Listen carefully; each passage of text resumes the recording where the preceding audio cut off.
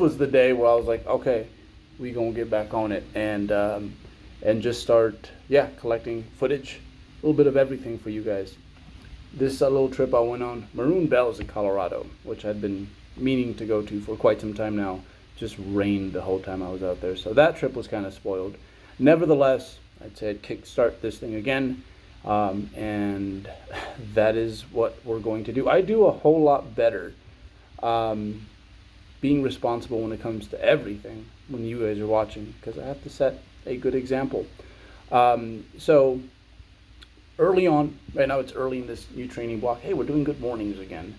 Um, but so the last block, half of it was during it was split into part of it happened during a cutting phase and then transitioned into a gaining phase. Got a little bit too greedy with my pressing because you know how it goes.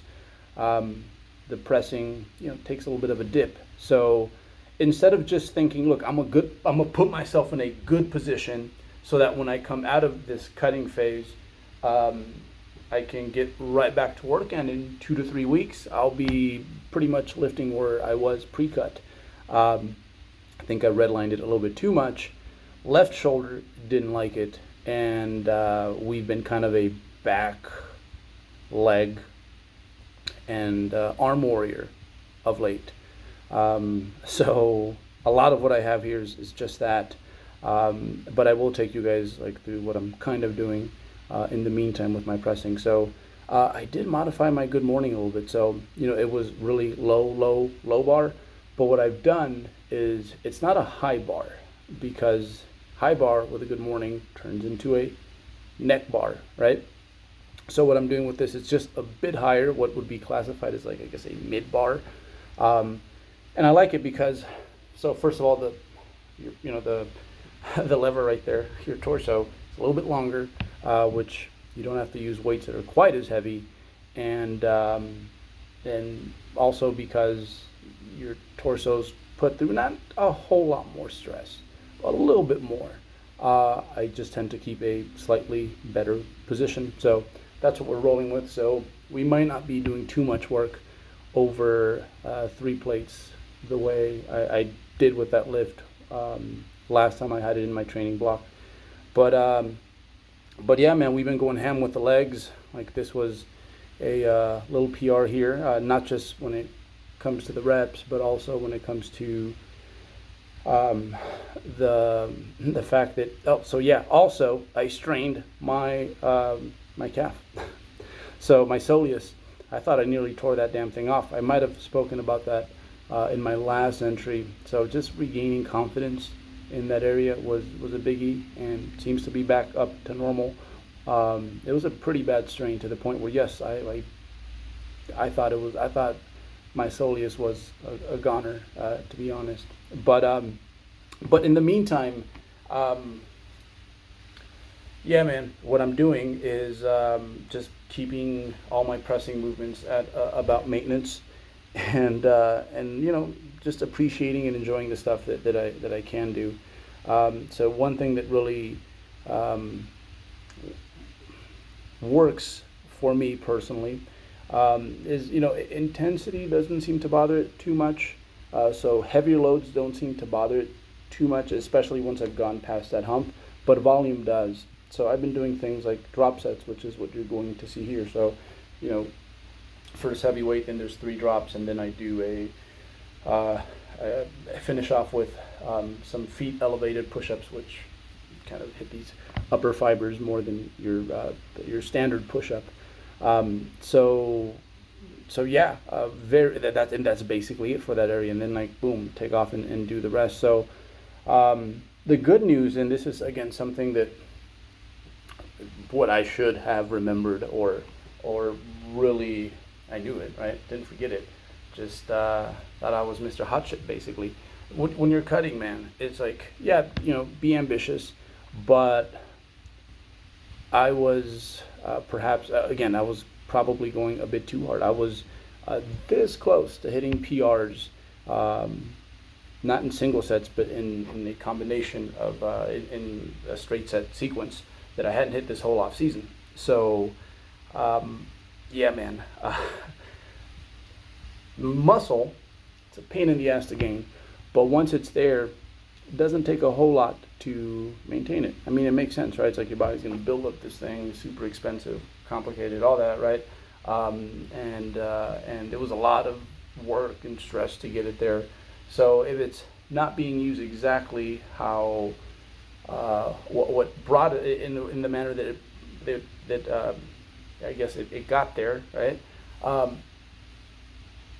It's not going to just like tear down the tower because, again, better safe than sorry. So even though I have been limited, like in terms of visual changes, not a whole lot there has changed.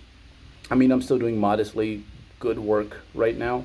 And I think I'm going to stick to this whole drop set thing until it gets better. Again, like if you're dealing with a shoulder issue, like figure out what's wrong first, and then preferably with the help of a professional, and then yeah, from there just be patient as you build back up, and that's what I'm going to do, and take the path of least resistance to get back to where I was before.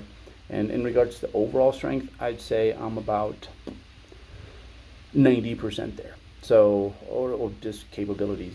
So that's what we're dealing with, man. I mean, that's how this sport is, and that's why I love it, because just when you think you got this thing mastered, man, it humbles you. So did try some straight sets. This is what you guys are going to see here, and I'm like, too much.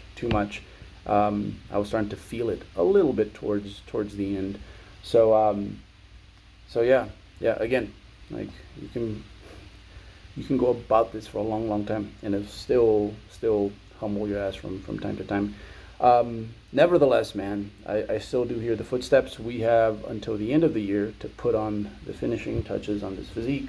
I'm about somewhere in the mid 180s, and the way it's going to go is we'll probably get to about 190-ish, 190, probably low 190s from here until the end of the year, and then commence the cut in January, get myself down below 180s. That'll probably take until like March, maybe mid-March, and then basically kind of just hold it there until June, and then we press the contest prep button.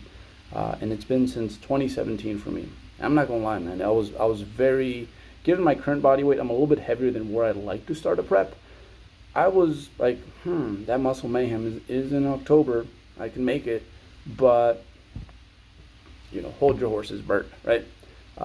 Brash decisions, right? They don't really get you where you want to be. So, because sometimes, yeah, when you make those calls, it's what you want now as opposed to what you really want, and making some sacrifices in the current situation. So I was like, okay, no, we'll wait. But yeah, that's the situation. That's where we're at. Part of this log is not just for you guys to learn from all the sensible things I do on here, but also, my mistakes. And I think especially the contest prep part. I've never documented a full contest prep from beginning to end, so I think that would be, something both educational, something I can look back at some point. So I do look forward to having you guys kind of spy on me a bit closer than what I have allowed, I guess, this off season. So, but yeah, that's the situation. And again, always learning, man. And I think that's one of the reasons that I fell in love with the sport, is just that, hey, it doesn't matter how long you do this, both as a coach and an athlete. Like, you'll get humbled from time to time. So it's it's important to remember what you know, remember what you're prone to as a human being when it comes to your play calling, especially in the heat of the moment, and go from there. So again, nothing huge in terms of, I'm